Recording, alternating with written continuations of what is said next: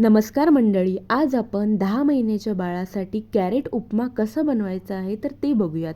त्यासाठी सर्वात आधी 2 चम्मच रवा घेऊया आणि त्यानंतर जो टोमॅटो आहे हाफ त्याला छान किसून घेऊया. बघू शकता तो प्युरीसारखा होईल.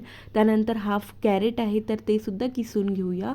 त्यानंतर स्टीलच्या भांड्यामध्ये थोडंसं तूप टाकूया. तूप गरम झाल्यानंतर जो आपला रवा आहे तो छान ब्राउनिश कलर येईपर्यंत लो फ्लेमवर भाजून घेऊया. बघू शकता छान प्रकारे भाजला गेला आहे. त्यानंतर त्यामध्ये जे कॅरेट आहे ते ॲड करायचं आहे. त्यालासुद्धा छान कंटिन्युअसली फिरवून घ्यायचं आहे, मिक्स करायचं आहे. त्यानंतर जे टोमॅटोची प्युरी आहे, जी किसून टोमॅटो ठेवला आहे तर ते त्यामध्ये ॲड करायचं आहे आणि त्यानंतर ते सुद्धा छान कंटिन्युअसली फिरवत राहायचं आहे. ते थोडंसं एकजीव झाल्यानंतर त्यामध्ये थोडंसं पाणी टाकायचं आहे.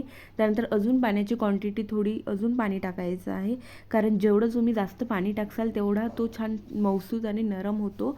त्यामुळे पाणी थोडंसं जास्तच टाकायचं आहे. त्यानंतर बघू शकता छान प्रकारे तो शिजत आहे. शिजल्यानंतर जेव्हा तो त्यामधलं पाणी संपूर्णपणे आटून जाईल तेव्हा तो समजायचा की पूर्णपणे छान झालेला आहे. बघू शकता छान असा एकदम सॉफ्ट बनलेला आहे. त्यानंतर तो एका वाटीमध्ये काढून घ्यायचा आहे आणि त्यानंतर छान असा गरमागरम आपल्या बेबीला सर्व करायचा आहे.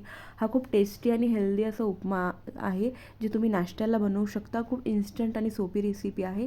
आवडली तर नक्की ट्राय करा. थँक्यू.